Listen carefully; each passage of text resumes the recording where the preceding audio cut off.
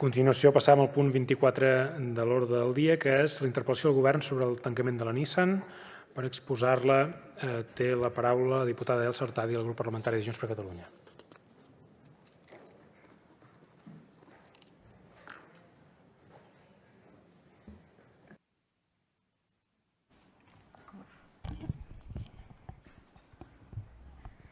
Gràcies, vicepresident Costa. Diputades, diputats, consellera, de nou som aquí per parlar de la Nissan. De nou hem de reiterar, i és imprescindible, el nostre suport, el nostre compromís, la nostra solidaritat amb aquestes 25.000 famílies que estan afectades per la decisió de la direcció de Nissan, que es va fer pública la setmana passada, com ja ho vam fer també en el ple ahir i en el plenari de Barcelona el passat divendres. Certament, ara mateix això és un cop molt dur, és un cop duríssim, i a més ho és en el pitjor moment, ho sap perfectament, en un moment on més de 720.000 persones a Catalunya estan encara afectades per un ERTO, amb una incertesa de l'inici d'aquesta crisi social i econòmica, i que ara ens recordava la consellera de Cultura, que amb una evolució que certament és incerta, i és incerta perquè no sabem què passarà amb aquesta crisi sanitària i si caldrà un nou confinament. Però la veritat també és que la preocupació de Nissan, la preocupació per les plantes, per la continuïtat, no té a veure precisament amb el que ha passat amb la Covid. Això ve de mesos, com a mínim, i que fa 2 setmanes jo mateixa li preguntava en aquell moment des de l'ESCO per com estava l'empresa, com estava la situació de les plantes, no només de les plantes, però també com afectava la xarxa de proveïdors, d'empreses auxiliars, i també què s'estava fent des del departament, no només pel cas Nissan, però en general per tot el sector de l'automoció. Li preguntàvem a vostè,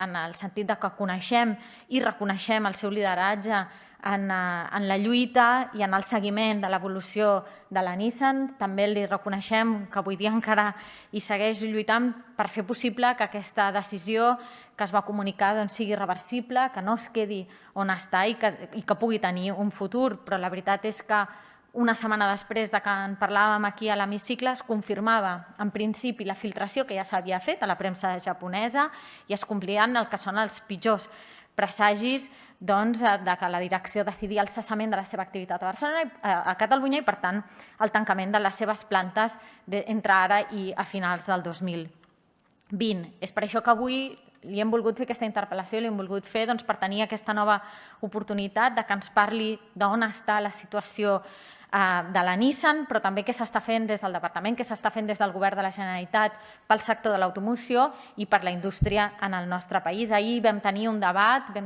llarg on hi van participar tots els grups amb la possibilitat de fer aquest monogràfic en una comissió, i malgrat els accents o els diferents èmfasis que hi van posar els diferents grups, crec que sí que va haver-hi un consens en la urgència de prendre mesures concretes i mesures que estiguin dotades realment de pressupost pel bé del sector, pel bé de la indústria i pel bé dels treballadors de la Nissan i de la resta del sector. Crec que un dels fets rellevants que hem vist aquests dies des de l'anunci que es va fer fa just una setmana és la contundència en el rebuig, que ha sigut unànime des de totes les administracions, dels propis treballadors i treballadores, de totes les empreses del sector, dels sindicats, o ha sigut també de les entitats econòmiques i socials. I aquest rebuig ha sigut unànime no només en la defensa dels llocs de treball, per suposat, no només en la defensa del sector de l'automoció, que és crucial en el nostre país, que també seria evident, però també crec que al darrere de tot això hi havia una manifesta incomprensió per aquesta decisió que enteníem que s'estava prenent, i crec que és una entesa que comparteix tothom,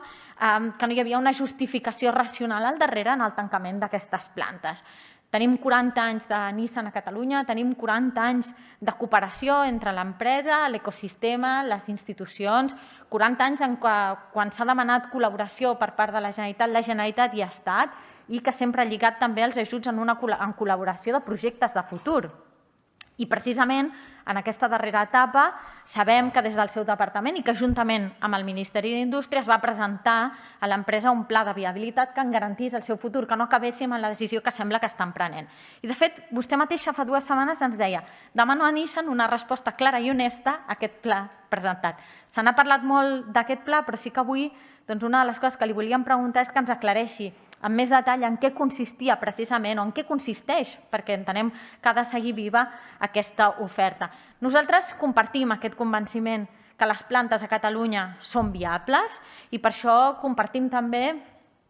que és important que es justifiqui per part de l'empresa per què s'ha pres una decisió i no una altra com l'únic camí per discutir, per rebatre i per seguir lluitant amb una opció que sigui diferent i que sigui en benefici de tothom. Vostè també ens deia fa 2 setmanes, demano a l'empresa que no es precipitin les seves decisions, però fins ara creiem que no s'ha acabat de pronunciar sobre el contingut d'aquesta oferta. Sabem que vostè segueix lluitant perquè hi hagi una interlocució directa amb el Japó i no amb els intermediaris, que hi hagi una justificació i que sobretot hi hagi una lleialtat que passa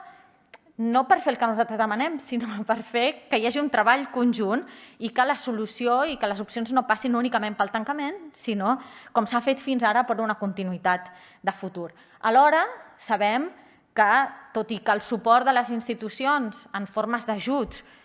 són una condició necessària en molts sectors, tampoc són una condició suficient, no són una condició suficient per garantir la presència d'aquestes multinacionals, per garantir els llocs de treball, que al final és el que importa, perquè estem veient que en el mateix moment que està passant això, Macron fa un anunci de 8.000 milions d'euros pel sector de l'automoció, que ja ens agradaria poder fer-lo a nosaltres, tot i que tenim dubtes sobre possibles pràctiques anticompetitives i per això el president Puigdemont ho ha portat al Parlament Europeu, però malgrat aquest anunci de 8.000 milions, Renault ha anunciat que acomiada 5.000 treballadors a França i que n'acomiadarà 10.000 més arreu del món. Per tant, sabem que al darrere d'això no només hi ha ajuts particulars, sinó que hi ha aquesta transformació a escala global, una transformació massiva de dalt a baix del sector de l'automoció i que no només es poden fer ajuts puntuals, sinó que cal una política industrial que sigui sòlida i que faciliti la innovació, la transferència de coneixement, una política que potenciï tot l'ecosistema, perquè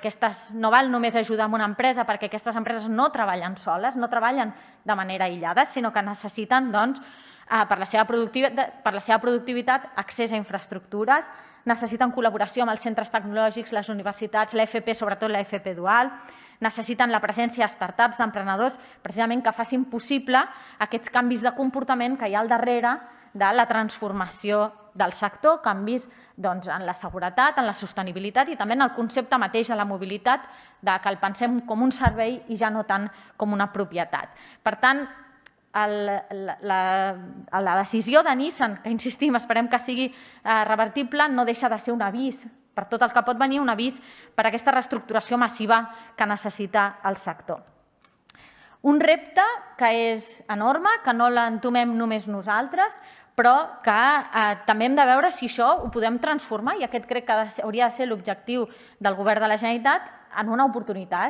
oportunitat de cara a la innovació europea,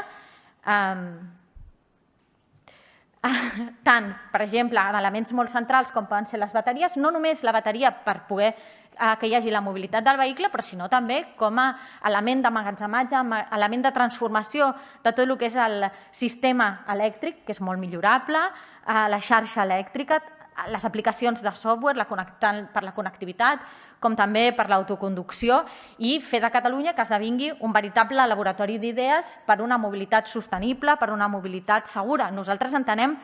que el camí de futur pel sector hauria de passar per aquí, i a més entenem que contrasta amb el que potser des d'altres espais polítics es pot estar defensant, com evitar la reactivació de la indústria de l'automoció o una obsessió contra el vehicle privat o inclús a posar traves en el que és el desenvolupament de la xarxa elèctrica. També sabem que per aquí passa la formació, especialment la formació al llarg de la vida, perquè no hi hagi aquesta distància entre el que les empreses necessiten i el que podem oferir que impedeix el creixement.